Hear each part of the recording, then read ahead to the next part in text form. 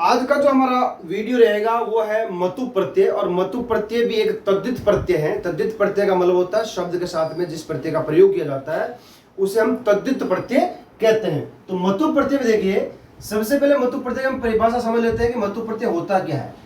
इस प्रत्यय में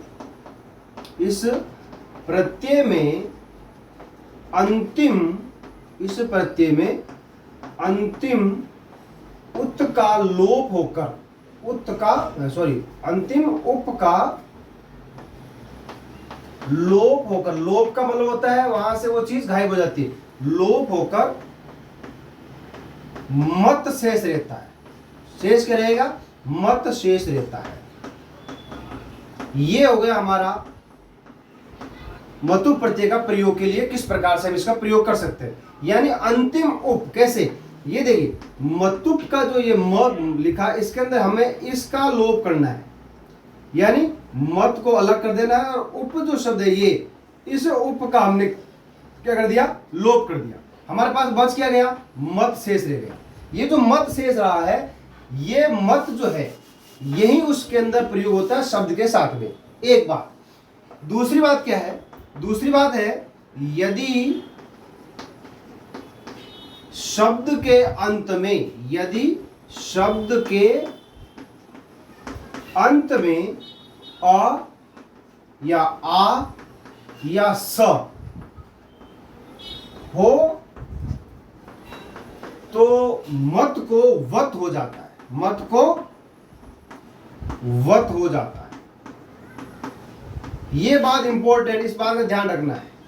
मत को वत हो जाता है कैसे? देखिएगा, मान लीजिए हमने शब्द लिखा है एक खत्म होने वाला, तो हमने मान लीजिए लिखा है गुणवान।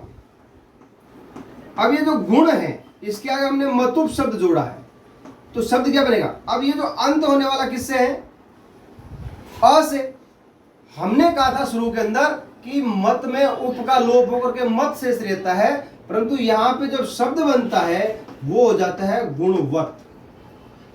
ये जो वत आया है, इस वत का आने का कारण ये था कि इसके अंत में क्या है? यहाँ पर अ है, और ये जो अ है इसके प्रभाव से ही यहाँ पे हमारे क्या बन गया? गुणवत बन गया। अब देखिएगा, मैंने मान लीजिए शब्द लिखा बुद्धि, इसके अंत में क्या है? ई है, तो यहाँ पे क्या बन जाएगा? बुद्धिमत बन। क्या बन जाएगा? बुद्धिमत। यहाँ पे वत नहीं लगेगा, यहाँ पे क्या लगेगा? मत लगेगा। यहाँ पे क्या लगेगा? वत लगेगा। और ये पुल्लिंग में जब बनाएंगे तो गुणवान हो जाएगा और ये हो जाएगा बुद्धिमान हो जाएगा। अब आगे देखिएगा, इसको हम डिटेल में बताते हैं आपको। यहां तक आपके समझ में आ गई होगी कि हमें वत का प्रयोग कब करना है और मत का प्रयोग कब करना है। यानी अ, आ और स से यदि किसी शब्द का अंत होता है तो वहां पर मत की जगह पे वत हो जाता है। इस बात का आपको विशेष रूप से ध्यान रखना है। तो इसके बाद में हम देखते हैं इसके उदाहरण। अब देखिए उदाहरण कैसे होते हैं। अब मैं आपको उसके उदाहरण बताता हूं। उदाहरणों से आपको ज्यादा आसानी से समझ में आ जाएगा कि उदाहरण में कैसे किस प्रकार से होता है। एक बात और ध्यान रखना है, इसके जो रूप हैं वो तीनों लिंगों में चलते हैं। इसके रूप जो है वो तीनों लिंगों में चलते हैं, इसका भी ध्यान रखना है। तीनों लिंगों में चलेंगे। यानी जैसे देख लीजिए, यहां पे मैंने लिखा शब्द, यहां पे मैंने लिखा प्रत्यय, फिर यहां पे मैंने लिखा इसका पुल्लिंग, स्त्रीलिंग और नपुंसकलिंग। ठीक है ना? तीनों लिंगों में कैसे चलेंगे देखना। शब्द मैंने लिखा मान लीजिए गुण, प्रत्यय का नाम है मतुप, पुल्लिंग में बनेगा शब्द गुणवान। शब्द क्या बनेगा? गुणवान। स्त्रीलिंग में क्या बन जाएगा? गुणवती। और नपुंसकलिंग में क्या बन जाएगा? गुणवत। उसी तरह से बुद्धि मतु प्रत्यय है, पुल्लिंग में क्या बनेगा? बुद्धिमान, बुद्धिमती और बुद्धिमत।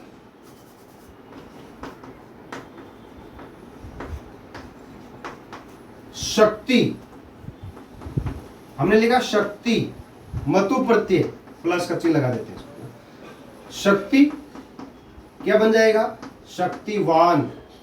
सॉरी गलत बन गया ना, ई है अंत में तो शक्तिमान आएगा, वान नहीं बनेगा। शक्तिमान, शक्तिमती और शक्तिमत। इसके अलावा देखिएगा धन, मतु प्रत्यय, धनवान, धनवती, धनवत। यहां पे व हो गया, क्यों? क्योंकि धन के अंदर अ में क्या था?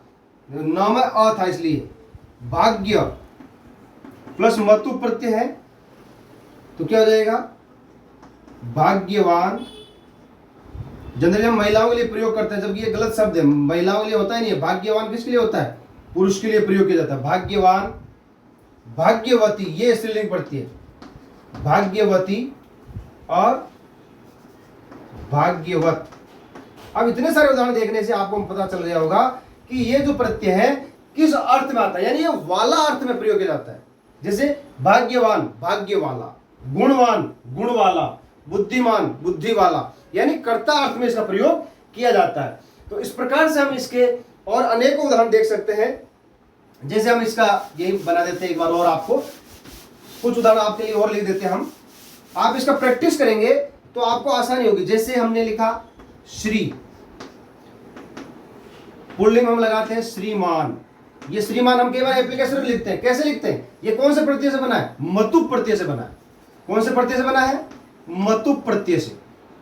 श्रीमती, यहां पे हम बहुत बड़ी मिस्टेक करते हैं कई बार हिंदी के अंदर, छोटी की मात्रा लगा जाते हैं, जबकि बड़ी की मात्रा आती है। श्रीमती और श्रीमत, ये मतु प्रत्यय से बना हुआ है। ये नपुंसकलिंग, ये स्त्रीलिंग, ये पुल्लिंग। इस तरह से हम और बना सकते हैं। जैसे विद्या, यहां पे देखिए आ की मात्रा वाला है, ये आ से खत्म हो रहा, विद्या प्लस मतु क्या हो जाएगा? आ की मात्रा होते ही मत का वत हो जाएगा, तो क्या बन जाएगा? विद्यावान, विद्यावती और विद्यावत। हो गया नहीं हो गया?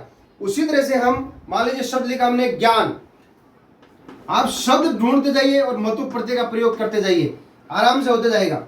ज्ञानवान, ज्ञानवती, ज्ञानवत। कंपटीशन एग्जाम में बड़ा आसान काम होता है, जबकि यहां पे जब वान लगा होता है तो कोई भी बच्चा ये अनुमान लगा नहीं सकता जिसको नॉलेज नहीं है, जिसने पढ़ा नहीं है, जिसने ये मालूम नहीं है कि अ, आ और स। अब आप कहेंगे तो स का कोई शब्द नहीं आया। देखिए यशस, मूल शब्द ये होता है यशस, यशस प्लस मतु, यशवान। अब यहां पे वान क्यों लगा? क्योंकि यहां पे ये जो स है इसके प्रभाव से यहां पे वान बना। यशवान, यशवती और यशवत। बन गया नहीं बन गया? इस तरह से हम इनका और भी प्रयोग कर सकते हैं।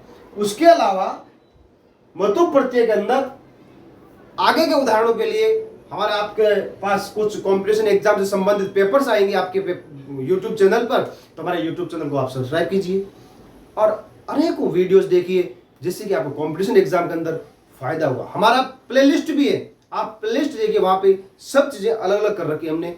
आप प्लेलिस्ट में जाकर के भी हमारे वीडियोस को देख सकते हैं। थैंक यू, धन्यवाद।